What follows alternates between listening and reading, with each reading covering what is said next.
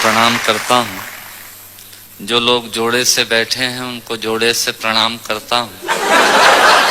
जो विवाहित किसी कारण से अकेले बैठे हैं उनसे निवेदन करता हूँ कि घर जाकर मेरी तरफ से चरण स्पर्श पहुँचाएं। जो कुंवारे बैठे हैं उनको इलू इलू करता हूँ।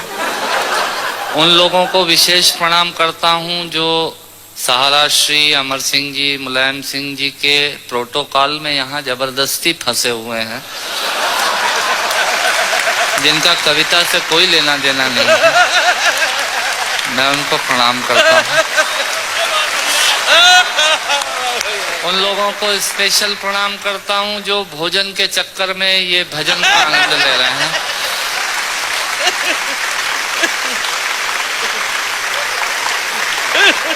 हंसना सिर्फ आदमी के नसीब में है।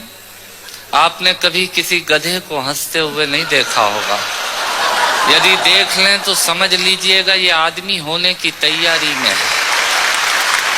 और किसी आदमी को गुमसुम उदास बैठा देख लें तो समझ लीजिएगा कि ये वो होने की तैयारी में है। आनंद से बैठिएगा। मैं आपको ज्ञान की एक भी पंक्ति नहीं सुनाऊंगा। भगवान महाकाल की कसम खाकर कहता हूं, इस देश में अमिताभ जी आजकल ज्ञान की स्थिति बड़ी खराब चल रही है। सवेरे 18 चैनल खोलो तो 19 बाबा प्रवचन देते हुए मिल रहे हैं और उसी समय हम ब्रश करके थूक रहे हैं। भारतीयों का कुछ हिसाब किताब समझ में नहीं आता। भारतीय आदमी अपने तरीके से जिंदगी जीता है। सहारा श्री बैठे हैं, मैं आपको बताना चाहता हूँ भारतीय आदमी होता क्या है। बेसिकली भारतीय आदमी वो होता है जो टूथब्रश के आगे वाले हिस्से के खराब हो जाने के बाद चाकू को गर्म करके उस पोर्शन को काटता है और बचे हुए हिस्से से पजामे में नाड़ा डालने का यंत्र बनाता है। ये होता है भारतीय आदमी। इधर से तालियां कम बज रही हैं, इधर का मामला ठीक है। मुझे याद है भारतीय आदमी हीथ्रो एयरपोर्ट पे, लंदन में हीथ्रो पे एयरपोर्ट पे मशीनें लगी हुई हैं पॉलिश करने की जूतों पे। एक पैर डालो पॉलिश हो जाती है, दूसरा पैर डालो पॉलिश होने के बाद वो पैर पकड़ लेती है। फिर उसमें 50 सेंट्स डालिए तो वो पैर छोड़ती है। भारतीय पहुंचा एक, उसने एक पैर एक मशीन में पॉलिश हो गई, दूसरा पैर दूसरी मशीन में फंसा दिया। मुलायम सिंह जी, मरण तो उस आदमी का हुआ जो अंग्रेज आया। उसने जैसे ही पहला पैर फंसाया मशीन ने पैर पकड़ लिया। उसकी काउंटिंग में तो 2 हो गए। भारतीय आदमी ये होता है। हथौड़े ने चाबी से पूछा, सुन चाबी, लोहा तो तेरे पास कम है, ताकत तेरे पास कम है, पर तू ताले को इतनी सरलता से कैसे खोल लेती है और मुझे खोलने में बहुत ताकत लगती है। तब चाबी ने हथौड़े को जवाब दिया कि सुन हथौड़े, लोहा और ताकत तेरे पास ज्यादा है, पर तू ताले की ऊपरी सतह को छूता है और मैं ताले के अंतर मन तक जाती हूँ और उससे निवेदन करती हूँ और वो खुल जाया करता है। स्वर्गीय हरिवंश राय बच्चन जी ने लोगों के दिलों में उतरने का प्रयास किया, इसलिए वो 100 वर्ष बाद भी आज भी हमारे अंतस में हैं। लोग दिमाग पर छाते हैं, उन्होंने दिल में पहुंचने की कोशिश की। मैं उनकी स्मृति को प्रणाम करता हूं और एक छोटी सी हास्य व्यंग की कविता से अपनी बात समाप्त करता हूं। जब मैं कहूं मजा ही कुछ और है, आप ताली बजा दीजिएगा। ये इनका तकिया कलाम होता है। जिनके आखिरी उंगली के नाखून का भी ऑपरेशन नहीं हुआ, वो आपको बाईपास कराने के लिए हॉस्पिटल का सजेशन देने आ जाएंगे। ये होते हैं रायचंद। सुनिएगा, आनंद लीजिएगा और ऑब्जर्वेशन देखिएगा। दांतों से नाखून काटने का, छोटों को जबरदस्ती डांटने का, पैसे वालों को गाली बकने का, मूंगफली के ठेले से मूंगफली चखने का, कुर्सी पे बैठ के कान में पेन डालने का और रोडवेज की बस की सीट में से स्पंज निकालने का। मजा ही कुछ और है। मजा ही कुछ और है। एक ही खूंटी पे ढेर सारे कपड़े टांगने का साइकोलॉजी है। एक ही खूंटी पे ढेर सारे कपड़े टांगने का, नए साल पे दुकानदार से कैलेंडर मांगने का। ये एक शौक होता है। क्यों सेठ जी, इस बार कैलेंडर वैलेंडर नहीं आए क्या? मैंने कहा तेरे घर में जगह तो है नहीं टांगने की, क्या भाभी की चोटी पे टांगेगा कैलेंडर? पर आदमी मांगता जरूर है, फोकट की डायरी और कैलेंडर मांगने का, एक ही खूंटी पे ढेर सारे कपड़े टांगने का, नए साल पे दुकानदार से कैलेंडर मांगने का, चलती रेल में चढ़ने का, दूसरों की चिट्ठियां पढ़ने का, मांगे हुए स्कूटर को तेज भगाने का, और खुद को नींद नहीं आने पे पत्नी को जबरदस्ती जगाने का। मजा ही कुछ और है, मजा ही कुछ और है। चोरी से फल फूल तोड़ने का, खराब ट्यूबलाइट और मटकों को फोड़ने का, पड़ोसन को घूर घूर के देखने का। भैया ऐसे खुश हो रहे हैं जैसे उनका चरित्र चित्रण हो रहा है। चोरी से फल फूल तोड़ने का, खराब ट्यूबलाइट और मटकों को फोड़ने का, पड़ोसन को घूर घूर के देखने का, अपना कचरा दूसरे के सामने फेंकने का, बाथरूम में बेसुरा गाने का और थूक से टिकट चिपकाने का। मजा ही कुछ और है, मजा ही कुछ और है। ऑफिस में लेट आने का, फाइल को जबरदस्ती दबाने का, चाट वाले से फोकट की चटनी डलवाने का। भैया थोड़ी चटनी देना। ऑफिस में लेट आने का, फाइल को जबरदस्ती दबाने का, चाट वाले से फोकट की चटनी डलवाने का, बारात में प्रेस किए हुए कपड़ों पे फिर से प्रेस करवाने का, ससुराल में साले से पान मंगाने का और साली की पीठ पे धोल जमाने का। मजा ही कुछ और है, मजा ही कुछ और है। ब्याज के माल से मलाई खाने का, थर्ड क्लास ससुराल को फर्स्ट क्लास बताने का। ससुराल किसी की बुरी नहीं होती और साला तो विवेकानंद जी से कम बुद्धिमान किसी का होता ही नहीं है। और ब्याज के माल से मलाई खाने का, थर्ड क्लास ससुराल को फर्स्ट क्लास बताने का, पंगत में बैठ के एक ही सब्जी के लिए दो दोने लगाने का, आरती में सबसे ज्यादा फटा हुआ नोट चढ़ाने का, दूसरे के टेलीफोन से चिपकने का, गुटके और पान इधर उधर पिचकने का, कमजोर से बेमतलब लड़ने का और पत्नी को रोज रोज परेशान करने का। मजा ही कुछ और है।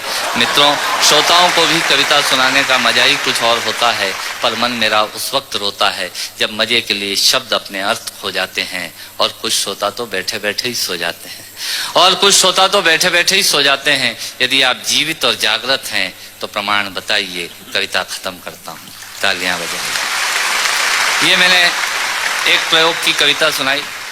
मैंने पिता पर कुछ पंक्तियां लिखी। अमिताभ जी, ये हरिवंश राय बच्चन जी की स्मृति में कार्यक्रम है, इसलिए मैं कुछ पंक्तियां पिता पर पढ़ना चाहता हूं, सुनिएगा। माँ पर और पिता पर कुछ पंक्तियां आपके बीच निवेदित करता हूं। आप यहाँ जितने लोग बैठे हैं, मुझे नहीं मालूम कि किनकी माँ जीवित हैं और किन्होंने माँ को खो दिया, पर मेरा व्यक्तिगत मत यह है कि जिनकी माँ जीवित हैं, जिनके पिता जीवित हैं, वो दुनिया के सबसे संपन्न लोग हैं, वो दुनिया के सबसे अमीर लोग हैं, वो दुनिया के सबसे धनाढ्य लोग हैं। एक मिनट के लिए बचपन में लौटिएगा, याद कीजिएगा जब हम बहुत छोटे थे, माँ की गोद में थे, माँ का स्तनपान करते थे, तब माँ का एक स्तन मुंह में लेकर हमने उस माँ को दूसरे स्तन पर अपने छोटे छोटे पैरों से न जाने कितनी बार मारा, पर उस माँ ने हमें दूध पिलाना बंद नहीं किया। मित्रों, लात खाकर भोजन देने की शक्ति उस परमपिता परमेश्वर ने दुनिया में यदि किसी को दी है, वो सिर्फ माँ को दी है। माँ के अलावा ताकत किसी के पास नहीं है। मैं उस माँ की वंदना में कविता पढ़ता हूँ। याद कीजिएगा उन दिनों में जब हम चौके में, रसोई में बैठकर खाना खाया करते थे और माँ खाना बनाती थी। उस वक्त थाली पर बैठकर हमने जब भी इधर उधर देखा, वो माँ समझ गई और उसने नमक का डब्बा हमारी तरफ सरका दिया। हमारे बिना बोले को समझने वाली वो माँ, जब हम उसे खो देते हैं, वो माँ हमें बहुत याद आती है। वो माँ जो हमारे परीक्षा देते जाते वक्त दही की कटोरी लेकर शगुन बनकर आकर खड़ी हो जाती थी, उसे हम खो देते हैं। वो माँ हमें बहुत याद आती है। रमेश सोज की 4 पंक्तियां माननीय नेताजी यहाँ बैठे हैं, मैं पढ़ता हूँ। मुझे अच्छी लगती है कि बहुत रोते हैं लेकिन दामन हमारा नम नहीं होता, इन आंखों के बरसने का कोई मौसम नहीं होता, मैं अपने दुश्मनों के बीच भी महफूज रहता हूँ, मेरी माँ की दुआओं का खजाना कम नहीं। स्वामीनाथ पांडे की 3 पंक्तियां सुनाता हूँ। स्वामीनाथ पांडे ने 3 पंक्तियों का उपन्यास लिखा। अमिताभ जी बैठे हैं, जया जी बैठी हैं। 3 पंक्तियों में पूरा उपन्यास लिख दिया उसने। लिखा, एक विधवा माँ थी, उसके 2 बेटे थे, एक बेटा नीचे वाले माले पर रहता था, दूसरा बेटा ऊपर वाले माले पर रहता था। विधवा माँ 15 दिन एक बेटे के यहाँ खाना खाती थी, विधवा माँ 15 दिन दूसरे बेटे के यहाँ खाना खाती थी।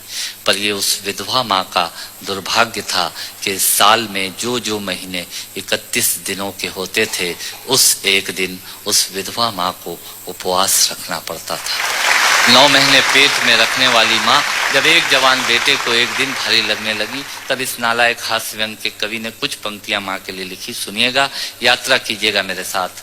माँ संवेदना है, भावना है, एहसास है। माँ संवेदना है, भावना है, एहसास है। माँ जीवन के फूलों में खुशबू का वास है। माँ रोते हुए बच्चे का खुशनुमा पलना है। माँ मरुथल में नदी या मीठा सा झरना है। माँ मरुथल में नदी या मीठा सा झरना है। माँ लोरी है, गीत है, प्यारी सी थाप है। माँ पूजा की थाली है, मंत्रों का जाप है। माँ आंखों का सिसकता हुआ किनारा है। माँ गालों पर पप्पी है, ममता की धारा है। माँ झुलसते दिनों में कोयल की बोली है। माँ मेहंदी है, कुमकुम है, सिंदूर है, रोली है। माँ कलम है, दवात है, स्याही है। माँ परमात्मा की स्वयं एक गवाही है। माँ त्याग है, तपस्या है, सेवा है। माँ फूंक से ठंडा किया हुआ कलेवा है। माँ अनुष्ठान है, साधना है, जीवन का हवन है। माँ जिंदगी के मोहल्ले में आत्मा का भवन है। माँ चूड़ी वाले हाथों के मजबूत कंधों का नाम है। माँ काशी है, काबा है और चारों धाम है। माँ चिंता है, याद है, हिचकी है। माँ बच्चे की चोट पर सिसकी है। माँ चूल्हा, धुआं, रोटी और हाथों का छाला है। माँ जिंदगी की कड़वाहट में अमृत का प्याला है।